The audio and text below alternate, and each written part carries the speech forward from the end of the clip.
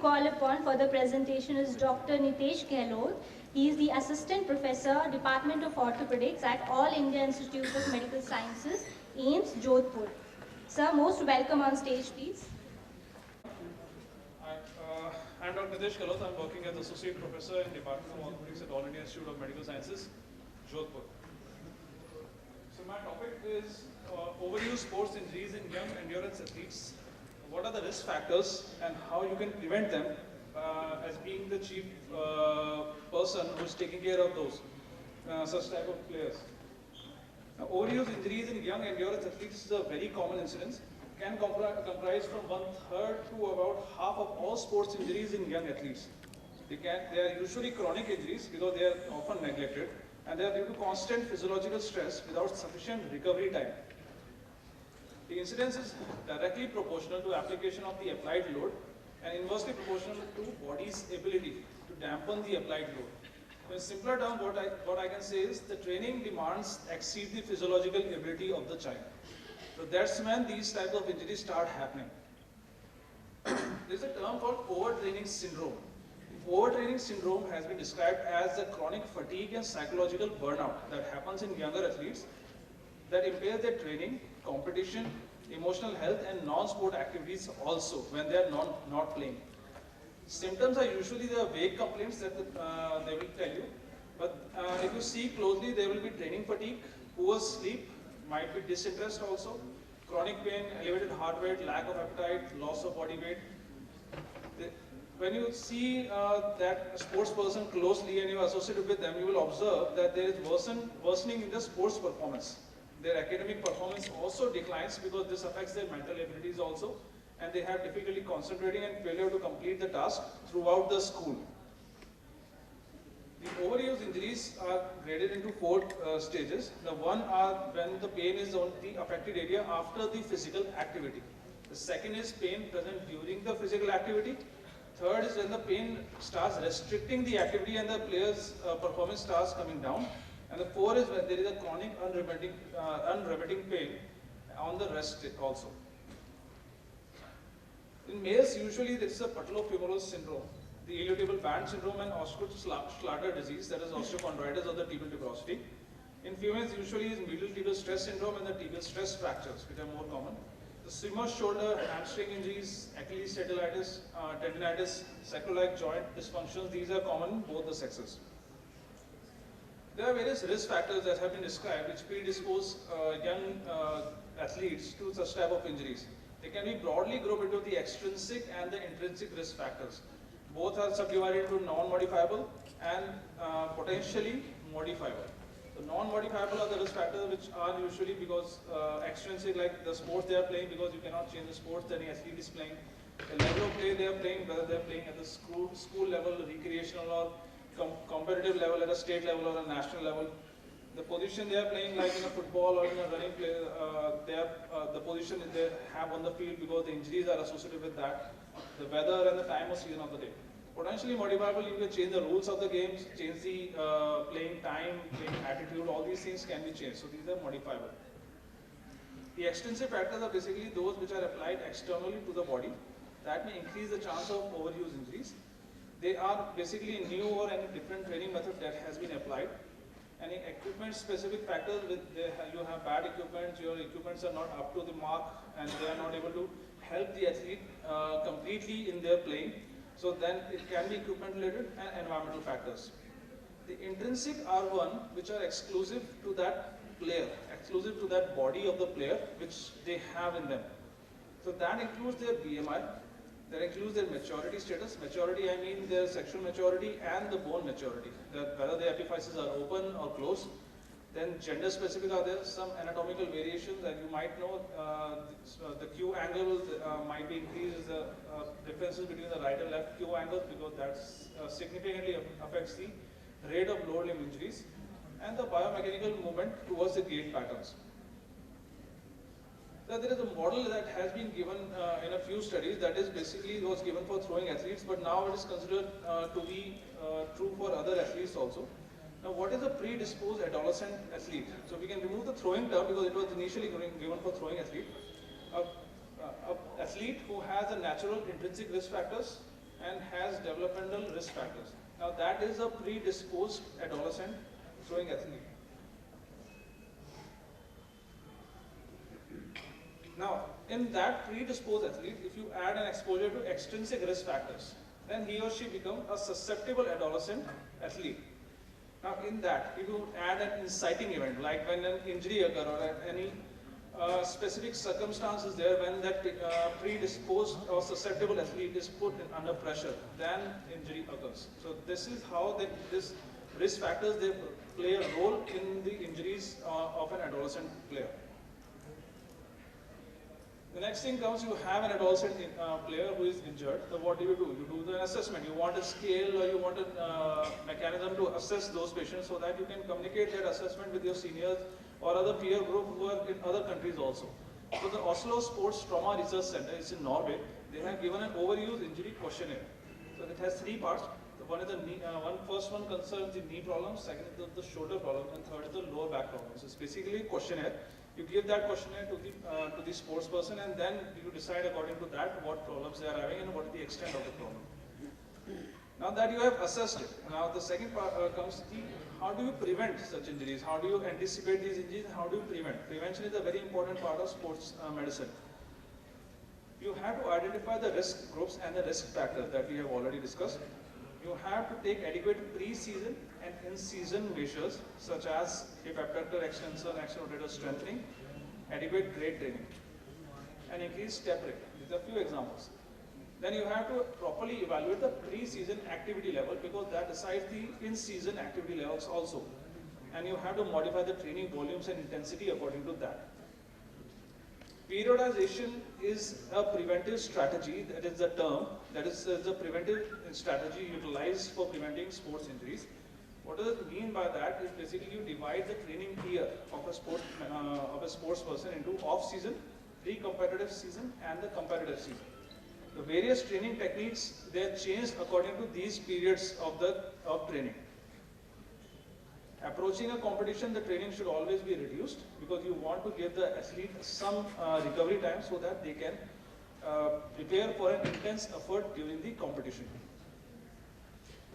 There are 2 parts of it. One is the macro cycle and the micro cycle. The macro cycle is basically the training year, where when it's off season, you have a month of rest and repair. Then there's pre-competitive season, you do strength training and techniques that emphasize on that. Competitive season is depending on the length of the playing season. The micro cycle basically is when the season is off and you have alternative hard and easy workout session 5 days a week and you give at least a full day of rest for recovery. So that is the periodization technique. Female athlete triad is specifically for female athletes. There is a triad of the disorder, eating, amenorrhea, and osteoporosis. You have to identify that because then the female athlete is significantly predisposed to sports injuries. Now the nutrition. Nutrition is a very important aspect of preventing sports injuries. The first was the rehab and the other things which you have done, but the nutrition also comes into play because all those recovery of the body after the injuries depends on the nutrition. So there are various recommendations are there. So basically, in children, you have to understand what is their recommended daily intake. So that RDA should be around for the calcium, vitamin D, and iron have been described for that varies according to the age, but more or less these are the recommendations. For prevention, you need to know that the daily requirement has to be changed according to, and the dietary requirements are balanced. So for a portion of the total diet, you have to have carbohydrates of 55-58%, protein of 12 to 15, and fat of 25 to 30%. But you have to add to them. What are the additional need to support the exercise? So during endurance training, you need to increase the proteins. During anaerobic training, you need to increase the proteins. So this nutrition aspect is very important. Now we have some guidelines which are being given. We have people who to guide us when we are in the problem. So American Academy of Pediatrics has given guidelines and recommendations on the overuse injuries and overtraining and burnout in child and adolescent athletes. What they recommend is you limit one sport to a maximum of 5 days per week and at least give the child one day off in a week. You at least have to have 2 to 3 months off in a year of no playing in a 12-month year. Okay? And when you are increasing the training time, when you are increasing the number of repetitions, when you are increasing the total running distance, for example, it should never be more than 10% per week.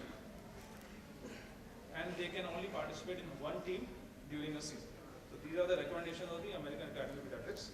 The US Cycling Federation has given some recommendations according to the gears. They have specified the gears for the ages. For like 10 to 12, 13, 14 and 16, 15 to 16-year-olds. They have recommended the gear distribution that should be done during cycling. The American Sports Medicine Institute recommends no more than 50 pitches per game for 10-year-old players. You have to limit the number of innings that the child is playing. Young athletes can throw only fast balls. They have to leave the breaking balls pitches for the high school and older children. The Australian recommendation, they say for running. For running, they are allowing only 5,000 marathon, 5K marathon for age 12, 10K for 14, half marathon for 15 to 16, and full marathon for 18 years and above. That is full schedule maturity. So these guidelines are to be followed if you want to reduce these injuries, sports injuries related injuries to your adolescent sports person. The overtraining syndrome that I mentioned earlier, you have to identify that. First, when you have diagnosed it, what do you do? Now, if the sports person you are treating has an overtraining syndrome, you reduce the volume and intensity of the training, you increase the sleep time, adequate intake of fluids for hydration, adequate diet. The rule of sevens is the term used. This is the rule of seven is basically you follow for rehab of such sports person who have overtraining syndrome. First 7 days complete off of any activity. They have to rest. Any intense activity is stopped for 7 days. The cross training can be done of the other major muscle group which are not the part of the injury. For the next 7 days, the second phase period, the slow and easy training is started if the athlete does not have any pain and the pain is reduced in the first 7 days. After the second phase, if he does not have any pain, then you can go to the third phase. The third phase basically you increase the intensity and duration again. So now for every phase, after 21 days, they should come back to their pre-injury levels. If they are not able to come back and they have pain in one session, then you go back to one phase. So you prolong that 7 days to 14 days. So that's the rule of 7.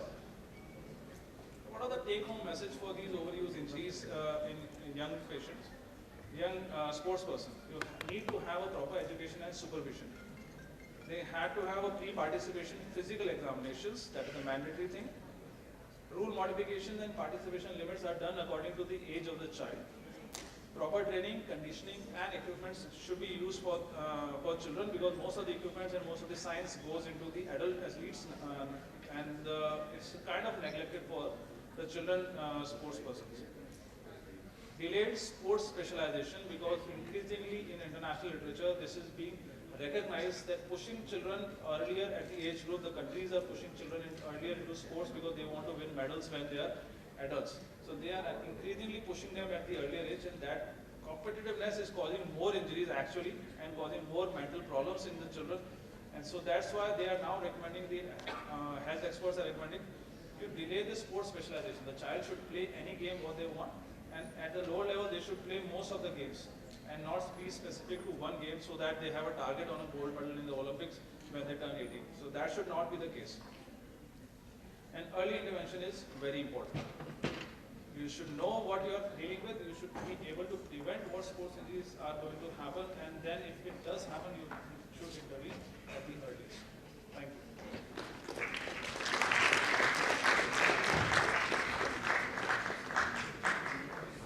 Thank you, Dr. Gellert. Any question from the audience?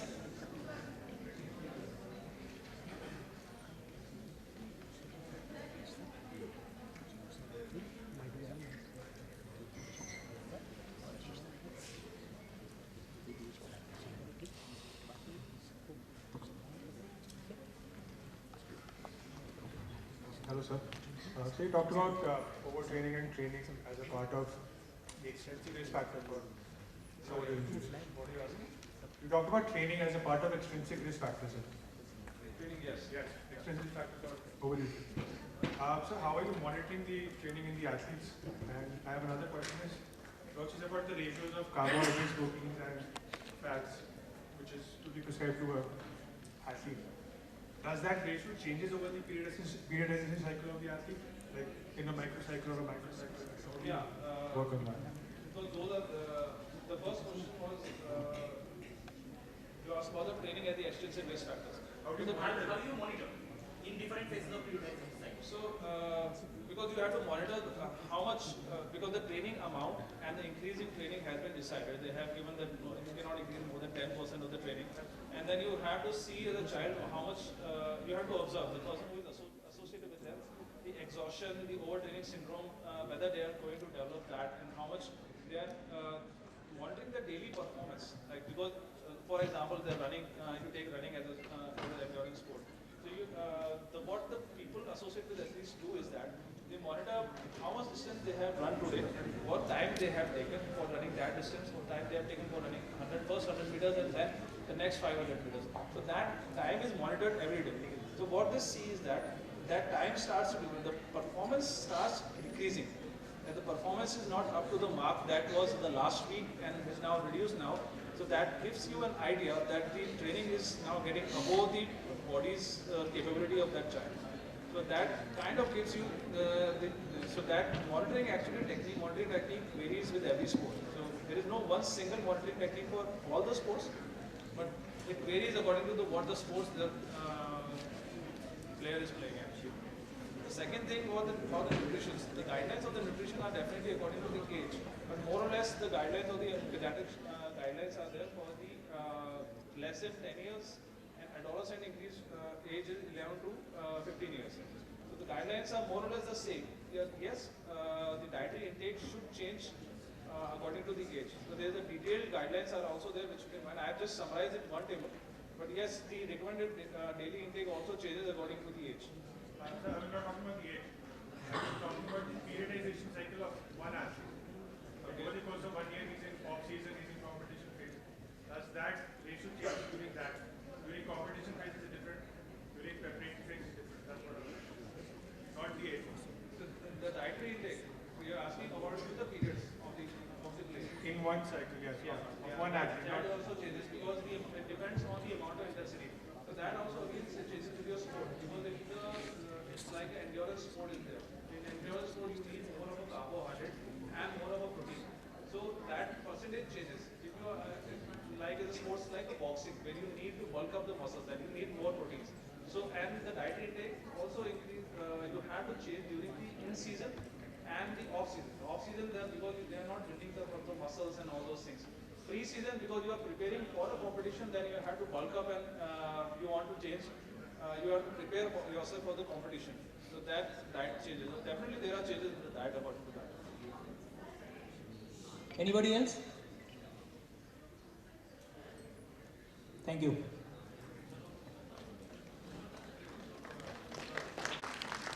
Thank you so much, sir. Now I request Dr. Jayan Sen to come forward and felicitate, sir.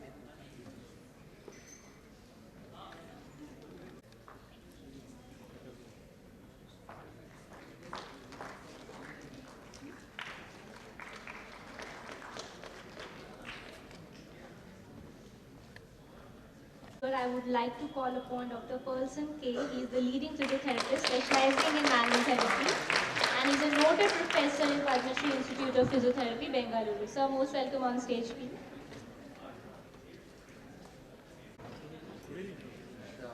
Thank you very much for the team to share my knowledge over here. So before we start, okay, so how many of you are married here? Married? Okay. So we have quite a lot of people. So this is about journey of marriage after 7 days, 7 months, and 7 years. Okay.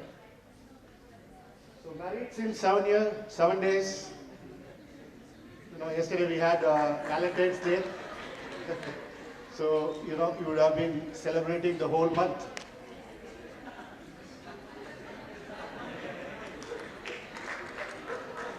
So when it happens with 7 months, you know, of course I love you, isn't what to do.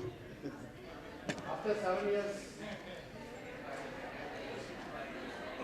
what would have happened, isn't it? So good evening. Very affectionate. Is that okay with you? Mail me. And nowadays, you know, you have to say WhatsApp me. Yeah. So, you know, always married people knows that the kind of affection with mother-in-laws. our father-in-law. So you have a phone. Will you come or shall I throw the phone? Completely, isn't it? Whatever they say, you agree with that, but not so. Are you stupid or what? You look beautiful. Everything you wear, you look beautiful. A new dress again, your pocket goes off. How much it is? Okay, so let us change into the tempo a little bit, okay?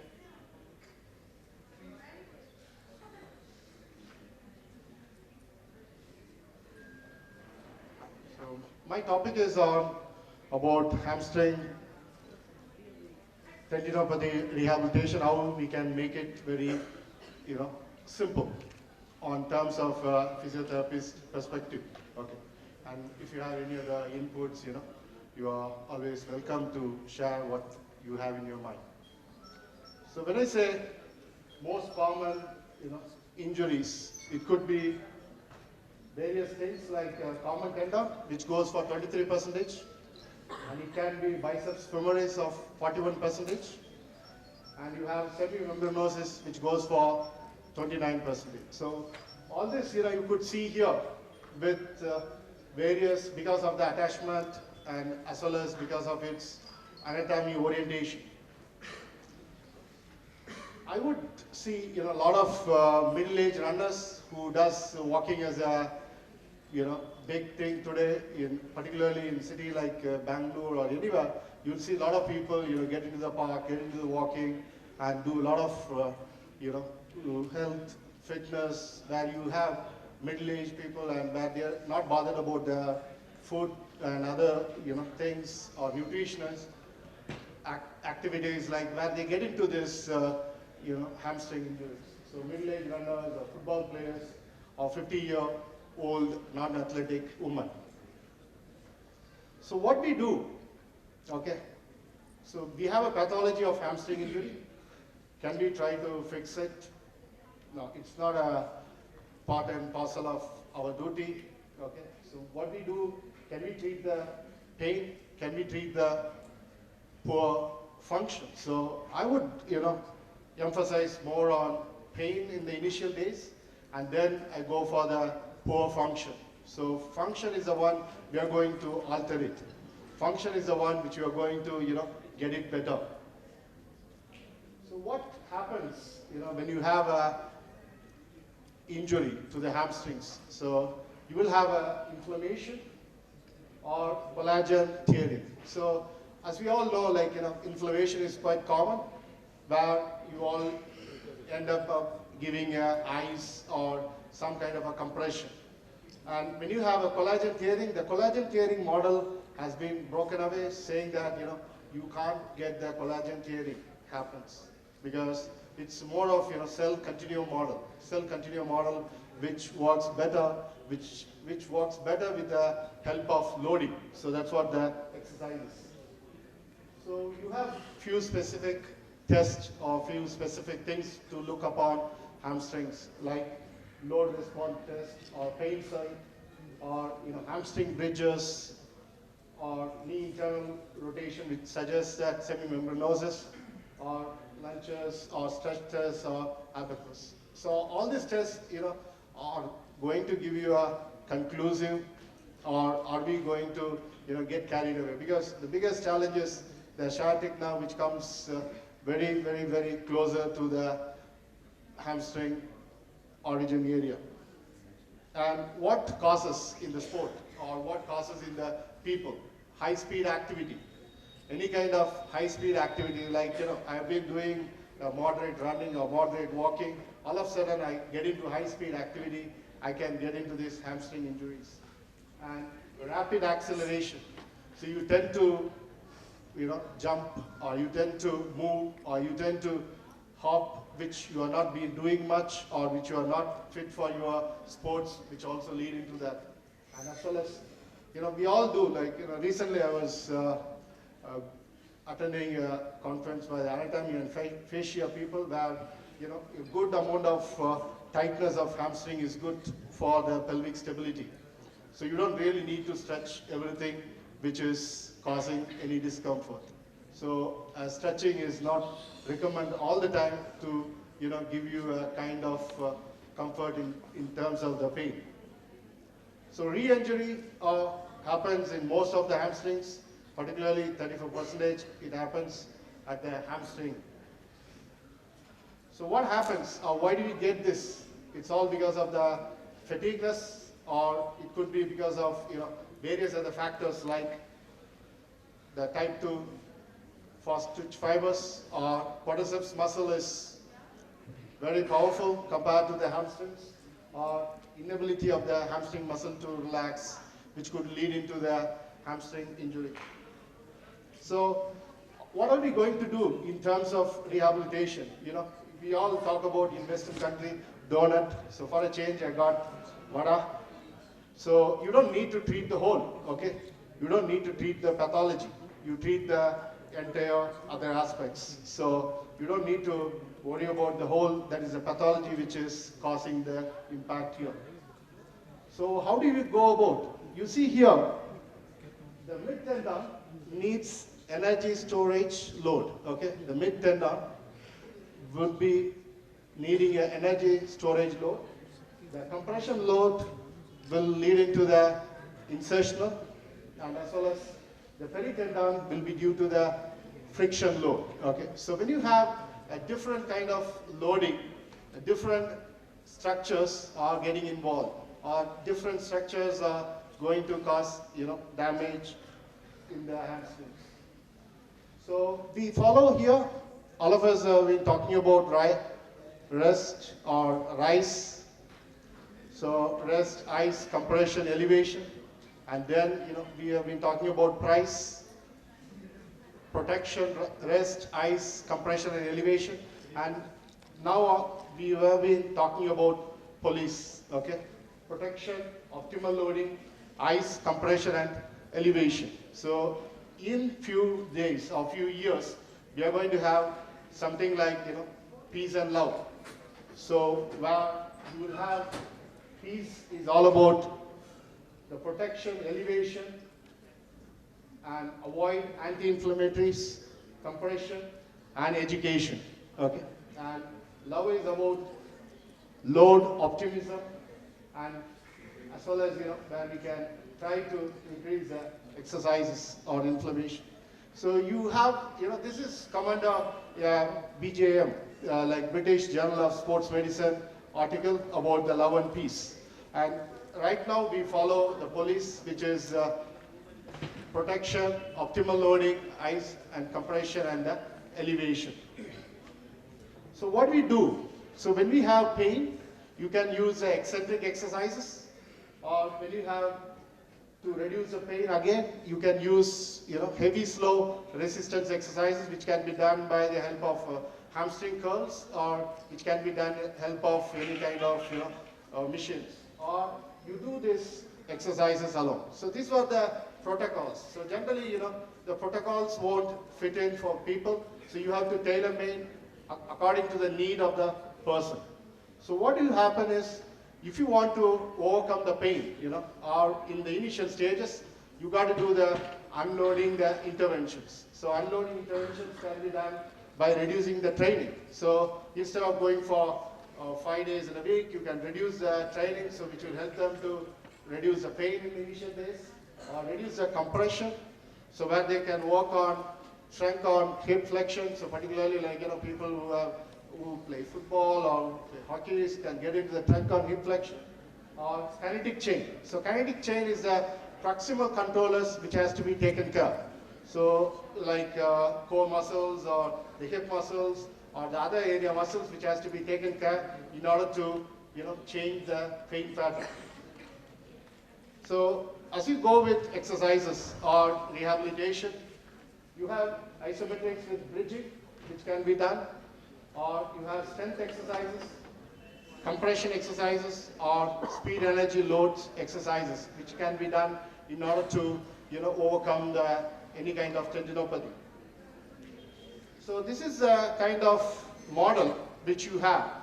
So when you look in here, the current capacity in which the person is, where you start up with strength and you make him to reach to the required capacity by doing the required kind of activity, like the energy storage and release, which has been done in the due course to get better and better.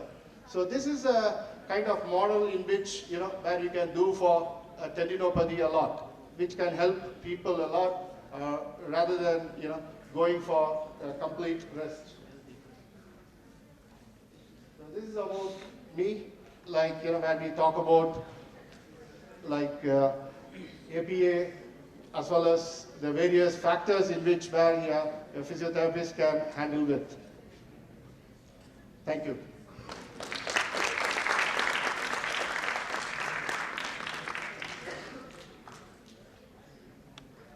If you have any questions, you can ask. From audience?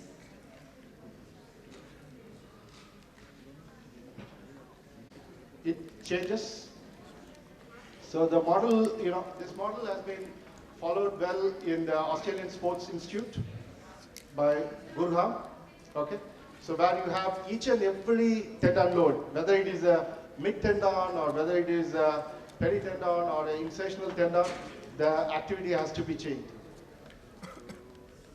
So that gives you a faster recovery rather than, giving a generalized protocol. That's what I don't want to give a protocol. We have a C protocol, L protocol, which follows for the hamstring tendinopathy.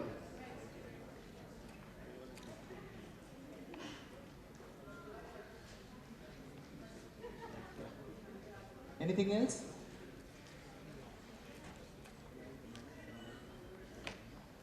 Thank you.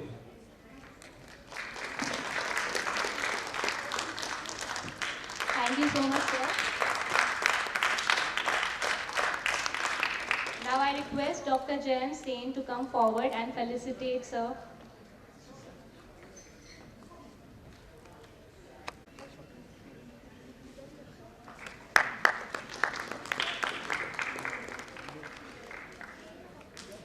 Now I would request Dr. Siddharth to please come forward and felicitate our respected moderator and chairperson of the session, please. Dr. Vikram Oja, please.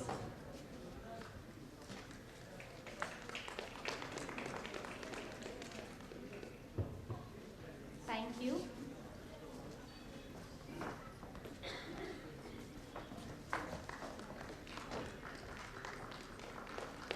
Clapping में भी कंजूसी की हो रही है, please give a big round.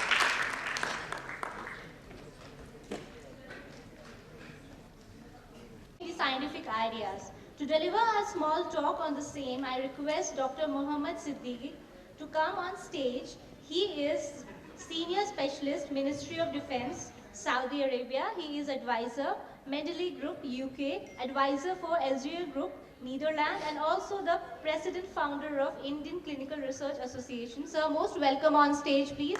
A big clap for Dr. Mohammad. Thank you. Thank you so much. My dear friends, seniors and juniors, academicians, clinicians, and respected Honorable ICSM Chairman and dignitaries, it gives me an immense pleasure to announce that we were working for this platform since a long time, and it gives me a lot of hope that there's something we can do for physical therapy in India. So here is a small kind of token of work which we have been doing since many years. So this is our new association called as ICRA, Indian Clinical Association. It has already registered with CTR, that is Clinical Registry of India, and also under registered with Society of India. So our main aim was to have a platform for all the research enthusiasts who want to do clinical research. When I was trying to get the information from the ministry, from ICMR in New Delhi, I asked them that we don't have a platform for physios who are clinicians basically, working in different clinics around India. But if they want to do any kind of clinical study, where will they go? Because you need ethical approvals, you need other things, you need co-authors, where they'll go. So they replied me that you have to collaborate with different multiple universities, research institutes in India, so that a kind of, as you are very aware that we don't have a national body, we don't have in India. But when I'm working, I'm working for Ministry of Defense Saudi, we have a national bodies there. If I want to any research, we have platforms there set that we can send our proposal to them. They approve, they see the clinical trials, any whether it's a case study, is a case series or RCTs or anything. We have a platform there, but here we didn't have. So we have brought that platform to you, and we have, it is an international organization. We have different multiple people working with us, and they are all academicians around India and international platform. So our objective was to assist and enhance the application of clinical research in the physiotherapy field, assisting clinical physios regarding practical aspects of research publication cycle, and promoting research in daily clinical practice of physiotherapy. That's a very important thing, that we want to have a platform for you all so that you can develop your clinical practice. And this is our mission, that we will go from excellence in education. We will be training you. If you don't have an idea on clinical research, we will be educate you from different researchers and also academicians around India who will teach you. We will be conducting workshops around India, and there will be hands-on practice. You understand how it's done, and we will mentor you. We have various mentors. They will be mentoring you. And last is our publication. That is, you will understand what you are doing, whether it has any effect or not. That is only when you publish your clinical papers. So membership benefits, we will be having 1 year membership, and it will be renewable yearly. And membership can be revoked if any member doesn't follow the guidelines of the association. And first proposal of any research who takes membership, he has to submit within 3 months. Then he will be getting a time period that he has to submit in 3 months, and we will be reviewing the article whether it is properly written and what are the implications. That is thing. Then last is that if any member who publishes 2 or 3 papers in one particular year or 2 years, we will give him complimentary membership through ICRA. That is the gift from. And also, we will be having our ICRA conference very soon. So in that, we'll be giving chance to be a speaker from ICRA side. And last, we'll be having an expert support and guidance during membership time from the expert scientific panel. And also, we'll be having an opportunity for members to be included in the scientific team. If anybody of you who is an expert in clinical research and he wants to be on a panel, he is most welcome. We welcome all the physios who can be part of our team. And our services, we'll be having educational training. We will be training physio through online webinars, also through workshops conducted for teaching research and publication cycle, ethical issues as per international standards. Then we'll be having guidance for members, assistants, mentoring them, budding researchers who want to publish their quality papers, and collaboration. We have started our work, so we'll be collaborating with multiple universities in India, so that now we are starting with 5 universities this week. That's why I come to India. And ICRA will have our own journal very soon. It will be Scopus Index journal and also UGC approved journals. As of now, if you see, there is no particular journal UGC list for physios, but we will be having as per the UGC guidelines. And this is our founding members. We have many professors, clinical researchers, and in our core team, they belong to Rajasthan also. And this is we have here Dr. Avtar Doi is our General Secretary, Adjunct Secretary of Rajasthan. Dr. Ajit Sahar and Dr. Salim Naqvi is our advisor. And we have Dr. Dhruv Taneja, our member. And this is our scientific team. It has multiple papers. This is just a beginning, because you have to understand that the professors who will be joining on this noble cause. So, and we are having a workshop soon in Udaipur. I'm conducting a free workshop on 17th at Avtar Doi's Hospital, Real Life Hospital. Also, we will be launching it at MEG University and other platforms. So that's it. Together we can make difference. If you have 3 things, you are welcome to be part of ICRA. If you have the dedication towards your work, commitment and passion, you can be part of ICRA. So it is open for everyone to be part of ICRA. So I thank you once again for giving me the opportunity. And if you have any questions, you can ask me. Any questions you have regarding ICRA? Please ask me. Yes, any questions?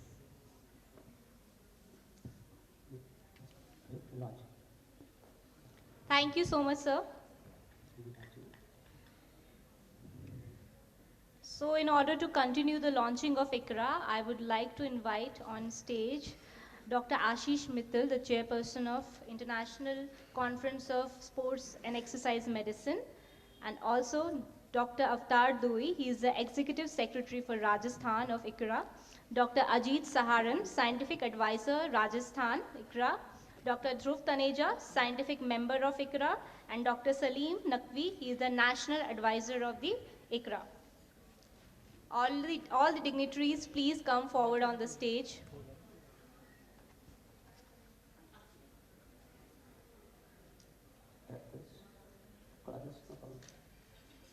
All right, so I would also like to invite on stage Dr. B.K. Lamba, Dr. B.K. Lamba, Dr. Sita Raman to come on stage, Dr. Bhupesh Goyal, Dr. Nitin Bhandari, Dr. Deepak Sharma, Dr. Ashish Yadav,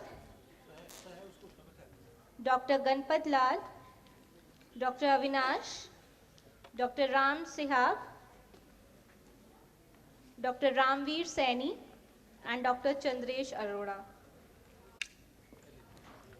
Dr. Mukesh, I request all of you to please come forward on stage for the launching of ICRA.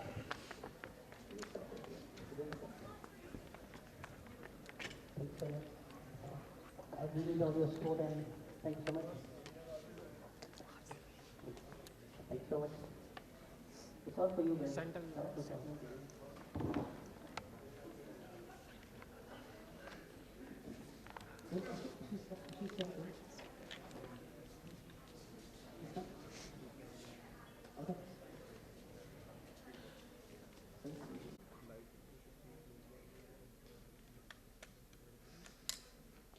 You can cheer up for ICRA. Come on. So you want to begin.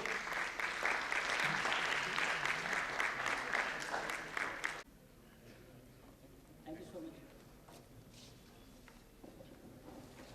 On stage, and Dr. Sitaram. I request Dr. Nitesh Gehlot and Dr. Sitaraman to come forward on stage and take over.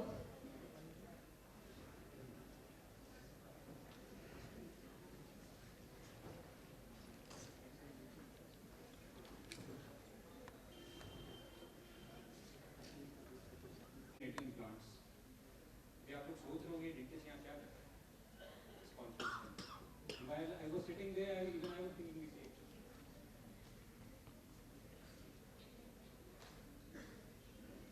I was thinking the same thing. But these kind of injuries are very common on the sports field. Contact sports can lead to injuries like this. And what happens?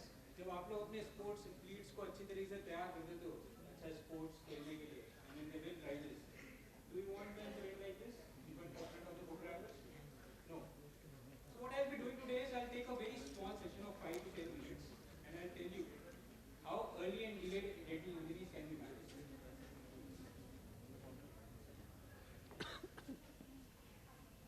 So let's say while playing these sports, पूरा ही दांत बाहर आ गया. What happens is most of the times we see that the tooth is transported wrapped in a handkerchief or in some disinfecting solution. But the best transporting medium would be the patient's mouth itself. उसको मुंह के अंदर ही रख के अगर लेके आएंगे तो उसकी vitality बनी रहेगी and we can place it immediately. Let's say being a physiotherapist, you are a physiotherapist of a sports team और on ground ऐसी injury होती है. So what you can do is you can place the tooth directly in the socket. Make sure that you hold the tooth from the crown and not from the root, because the root is the portion जहाँ पे सबसे ज़्यादा vital cells है.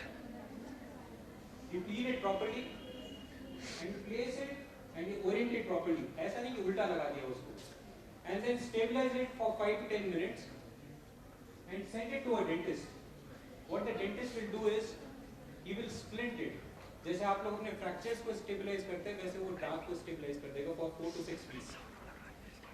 So this is something when the whole tooth has come out. Now let me tell you what happens when a piece of the tooth has come out and the piece is with the patient. What we can do is we can stick the piece directly on the tooth again and it will become as natural as it was before. There is no need to take out the tooth. Another thing is when the broken part is lost and the patient has walked in the clinic after a long time. Something like this. So what we can do is we can build it artificially with the help of composites.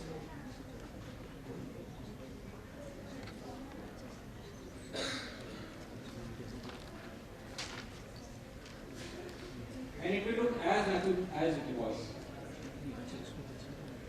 Now, let me come to my specialization, that is dental implants.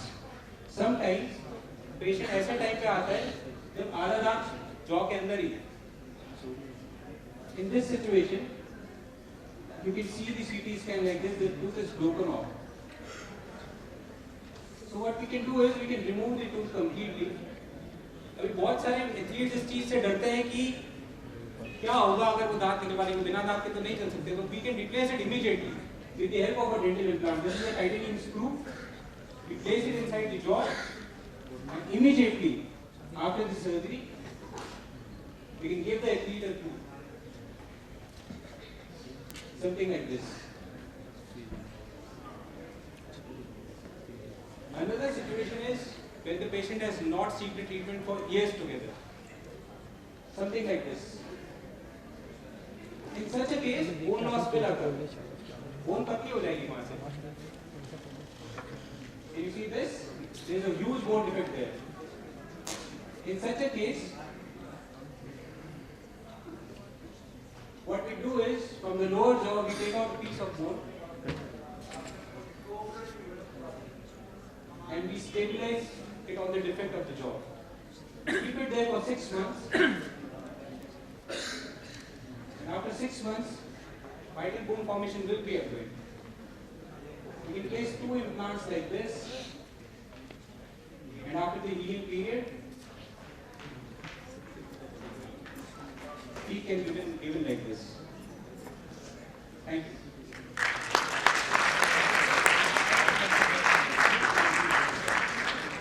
Any questions?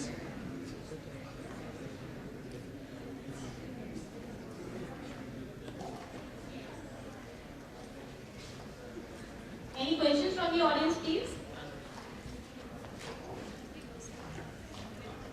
Say for example the tooth is dirty, what is the best solution to be used?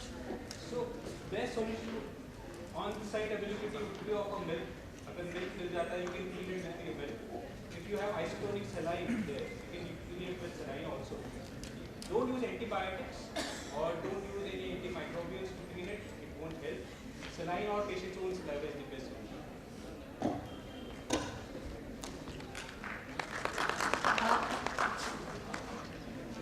Thank you so much, sir. Now I request Dr. Jain Sen, sir, again to please come forward on stage and felicitate our sir.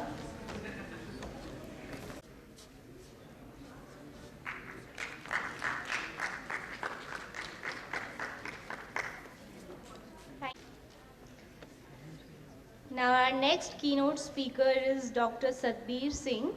I request Dr. Satbir Singh, he is the noted sports medicine consultant, to kindly come forward for the presentation.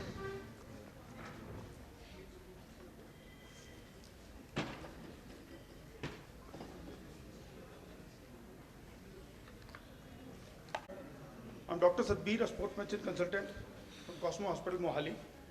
First of all, I would like to thank Dr. Ashish Mittal for organizing this wonderful conference and also giving me an opportunity to speak on a topic which is considered as a social taboo. This is my career timeline, will not waste time on this. And straight away come to topic. Anabolic steroids. Earlier, most of the people think and know that anabolic steroids are being used only by athletes. It's just the 10%, the athletic population, the competitive sports, they constitute only 10% of the population using anabolic steroids. The rest 90% of them are recreational people, whether they're doing it for any sports. So, sorry. Testosterone was synthesized in 1935 in Germany by David et al. In 1954, the Russian Olympic weightlifters were already using it, and there were a lot of gold medals in that. In 1976, the Indian Olympic Committee banned the use of anabolic steroids. In 1991 and 2004, the Anabolic Steroid Act of US was passed, and 1999, the WADA was established. Now, what is anabolic androgenic steroids? This is a common term used for that.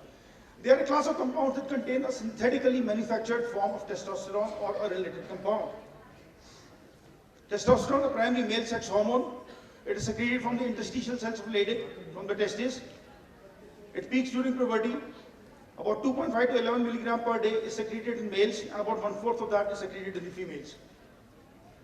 The regulation of testosterone is regulated by the HPTA axis through a negative feedback mechanism. The moment you start giving exogenous administration, the negative feedback goes and the further natural production is stopped. The androgen receptor, which is present in skin, scalp, testes, adipose tissue, CNS, kidneys, liver, and muscles, is basically a cytosolic receptor. The androgen comes, forms a receptor complex, then it migrates to the nucleus, forming a hormone response element. This hormone response element then leads to transcription of a few genes, which further lead to increase in the synthesis of actin and myosin filaments. The commonly used anabolic steroids, stanozolol, boldenone, trenbolone, testosterone, oxymethylone, oxandrolone, methanolone, and mestrolone, not forgetting nandrolone. Now, if you talk about the anabolic effects of these steroids, they have direct actions and indirect actions. The direct actions are mediated through the androgen receptors, leading to increase in the actin and myosin protein filaments, and also leading to increased carbohydrate deposition in the muscles. The indirect action is through the anti-glucocorticoid effects, increased creatine synthesis, and increased upregulation of the IGF-1 receptor protein. Just 2% of this available testosterone is in the free form, and it is responsible for the free biological activity. Rest 98%, that is 45%, is bound to the serum hormone binding globulins, and 53% is bound to albumin. Now, this relative binding affinity is used by the companies to build fresh and new designer steroids. Most of the testosterone gets aromatized by the use of enzyme aromatase, mostly in the adipose tissues, and this conversion from testosterone to estradiol is the one which is responsible for water and fat retention and gynecomastia. Not all anabolic steroids are estrogenic. Some of them are non-estrogenic, which do not get converted to estrogens. Now, if you look at the designer and synthetic steroids, most of them are derivative of testosterone, DHT, or nandrolone. These are the only three naturally occurring anabolic steroids. Now, look at the prevalence of the problem. More than 3 million users are there in US alone. More than 6.4% of the male across the world and 1.6% of the female across the world are using it. In India, you go to all major cities, towns, big cities, metros. Almost every second guy going to the gym is using it. I have got a wide exposure to this. I've got hundreds of patients I've been tackling who have been using anabolic steroids. There's a game called a Circle Kabaddi. A couple of days back, there was a news item. Indian Kabaddi team has gone to Pakistan. It was this Circle Kabaddi team, and the use of anabolic steroids in this Circle Kabaddi is 100%. Everybody uses it, maybe the quantities might differ. Why people are using anabolic steroids? Quick results, no patience, peer pressure, misguidance, sometimes competitions. This was a guy, you see it before the anabolic steroid use and 3 months of anabolic steroid use. Look at the change in the body composition. Who normally fall for it? It's the male between 20 to 40 years of age, very less common among women. Recreational bodybuilders, those who have poor self-esteem, high depression rates, poor knowledge, lack of knowledge. Sports who have got an emphasis on weight and size, like rugby, football, weightlifting. These are the ones where you have emphasis on sports. Certain games in which the predominant this thing is skill. There the usage is very less, like cricket. In cricket, the usage of anabolic steroids is very less because it's basically a skill-based game. And then some people suffering from the muscle dysmorphia syndrome and casual competition among friends. These are the different anabolic steroids by the name which is known. Juice, Gear, Stack, Roids, Cycle, Gym Candy, Pumpers, and Andro. In India, the commonly used term is Cycle. Here are different patterns of abuse: cycling, stacking, pyramiding, bridging, cutting and bulking cycles. If you look at the free equivalent per 100 mg of the steroid, trenbolone has the highest, 87, followed by testosterone and then nandrolone. And these are the three which are most commonly used, that's why. Modes of intake: oral tablets are the most commonly used, followed by injectables, and then powders, transdermal patches, creams, and ointments are also available. Actually, why they have been in the market? because we have medical uses of anabolic steroids like HRT, hormone replacement therapy, androgen supplementation, treatment of hypogonadism, anemias, delayed puberties. I would especially like to mention boldenone and oxymetholone here. They increase the EPO by about 5 times, and that's why typically used in the treatment of anemias, delayed puberties, prolonged corticosteroid use, bedridden patients, cancer, cachexia, loss of libido, osteoporotic patients. Now this is a whole catalog of side effects of anabolic steroids. We'll discuss them one by one. If you look at the cardiovascular effects, it leads to a decrease in the HDL of about 20 to 70%. This is the most consistent finding in all the parameters. It leads to increase in LDL by about 20%, increase in triglycerides, increased BP because of loss of vascular reactivity, leading to loss of endothelial relaxation.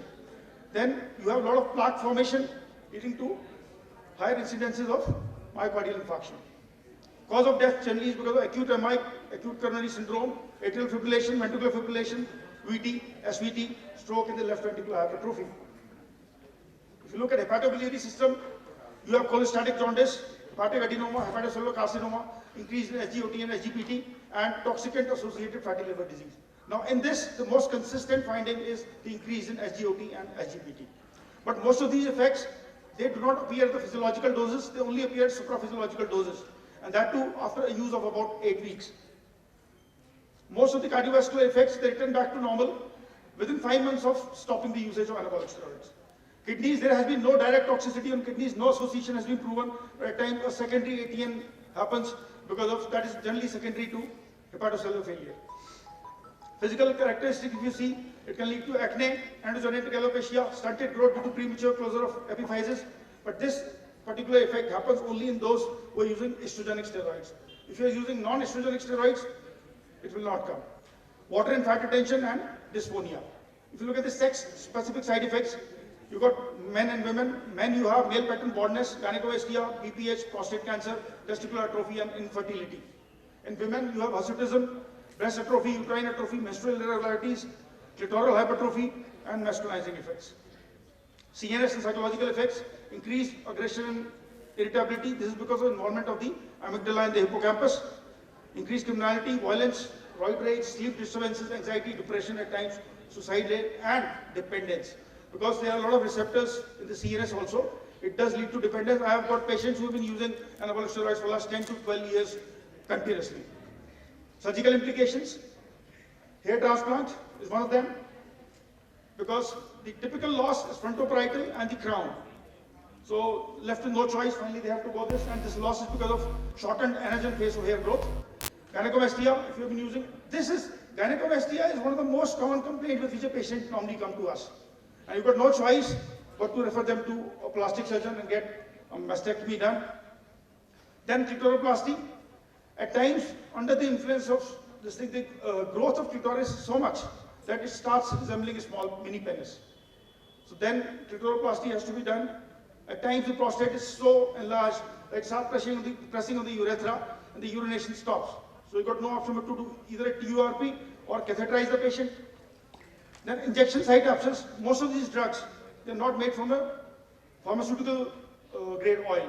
They're made from food grade oils. So they give rise to a lot of abscesses. I have drained so many of abscesses of these people who are using it. Muscle tears. Muscle tears really happen in bulking cycles. When you're using a lot of stuff like anadrol, androstenedione, oxymetholone, because they give you quick gain in size. If you look at the right side, the typical Popeye deformity, this is the tear of the biceps. I've seen all of them, hamstring, tricep, pectoralis, lats, gastrocnemius and quadriceps. But the most common tear is the biceps. You've got no option left but to repair it. Now, if you have gone through, anybody has gone through a cycle of anabolic steroids, what we have to do is you have to normalize the access again. So we follow a protocol with that. Day after the drug cessation, we start with injection HCG, human chorionic gonadotropin, 2000 IU alternate day for 8 doses, that is about 16 days. Tablet clomiphene citrate, 50 mg BD for 30 days. Tablet Nolvadex, tamoxifen, 10 mg once a day for 45 days. Now this process gets back your hormonal axis to the normal levels. Now during the cycle, before, during and after the cycle, you should be monitoring all these parameters, Because we already discussed, there will be changes in this. And the most consistent which you find normally is fall in HDL, increase in SGOT, OTPT, and 48-C is gynecomastia. Kidneys normally are not affected. Now to counteract the estrogenic effects, water and fat retention, and the gynecomastia, you need to use either aromatase inhibitors like anastrozole or letrozole, or you have to use estrogen receptor blockers like tamoxifen. To block the androgenic effects, which are like the effects on the prostate, loss of hair, acne, to counteract these effects, you have to use tablet dutasteride 0.5 milligram or 1 milligram per day, or tablet finasteride 1 milligram or 5 milligram tablet per day. To block the liver and heart-related side effects, there are a couple of combinations available to include N-acetylcysteine, silymarin, glutathione. So they basically protect the liver. And for cardiac testing, you have to take fish oil 1 to 4 grams per day, 45 to 60 minutes of cardiovascular exercise. Avoid taking all saturated fat intake and simple carbohydrates. These are the aims of the post-cycle therapy: preservation of the muscle mass, prevention of feminization, restoration of the hormonal axis, and reducing other side effects. This we already discussed. These are the ancillary drugs which are used: cabergoline 0.25 milligram every 4th day.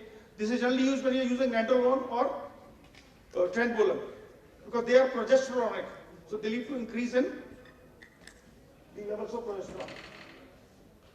And Trebulus terrestrialis is a natural booster. It leads to excessive production of natural production of testosterone. 800 to 200 milligram per day is used in the post-cycle therapy. Ascorbic acid and BCAA, they are used as cortisol blockers, and D-aspartic acid also leads to increase in natural production of testosterone. So these things are used in post-cycle therapy. Now what is the take-home message? Avoid using anabolic steroids. Be natural. Avoid counterweight and the underground steroids. Avoid oral drugs. They're all hepatotoxic. Take injectables if somebody is taking it. Site rotation of the injection is very important, otherwise you will develop nodules and abscesses. Sterilization. Use a single drug and keep the lowest possible doses. Testosterone first. Why? Because it very naturally mimics your natural production of testosterone. Use all ancillary drugs, do a proper post-cycle therapy, monitor all drug parameters, do it under medical supervision if you are doing it. Ideally, you should not be using it, and discuss with the doctor and the counselor the need to use anabolic steroids. Thank you so much for your patient hearing. Any questions? I'll be happy to answer it. Look, I have one. Sir. What steps are being taken up by the NADA when it comes on to doping? So this is the problem. NADA has taken all adequate steps, but those steps are covering only the people who are competing. But the percentage of people who are competing, I mean, of all people who are using it, that segment constitutes only 10%. Rest 90% of them are recreational bodybuilders, recreational fitness models, those who are going to the gym. These are the people. It has come into the general population, sir. And there's no control over the general population because these things are available over the market. All the raw materials produced in China, from there it comes to Bangkok. From Bangkok it is assembled and it comes to India. Now, I don't know how it is coming, but there's no check. It is freely available, and there are so many drug supplements who are there in Chandigarh, Tri-City. I know them personally because they are my patients also. It's frequently available. Then we need to have some law enforcing agencies who look after this. But anyway, that's not part of my concern. So for the audience, can you throw up some light as to what steps can be taken at the amateur level? Because as physios and as orthopedics and as medical professionals, we come across individuals of these platforms on a regular basis. Yes. Right. So if you can just throw us some light as to what steps can be taken with your experience on that. What happens is that most of these people, they do not want to consult a doctor, first thing. Why? Because they know that the moment they go to a doctor, he'll say, oh, you don't have to use it, stop it right away. So what we can do is we can do harm reduction. What they do is they do stacking. 2 drugs, 3 drugs, 4 drugs, and they're using very high dosages, not required. Testosterone and Anthate 250 mg is enough to give you excellent results. So what you can do is you can tell them, don't use oral drugs, they're very hepatotoxic. That advice you can give them. Don't use multiple drugs, single drug is enough. Keep the dosage to the lowest possible thing. Site rotations you can do. Because here what we are doing is we are just trying to do harm reduction. The decision to use it or not is finally his. So in the take-home message, my first point was, do not use anabolic steroids, be natural. But finally the choice to use anabolic steroids is with the patient or the person who is there. So these are certain points which we can convey to them from our side.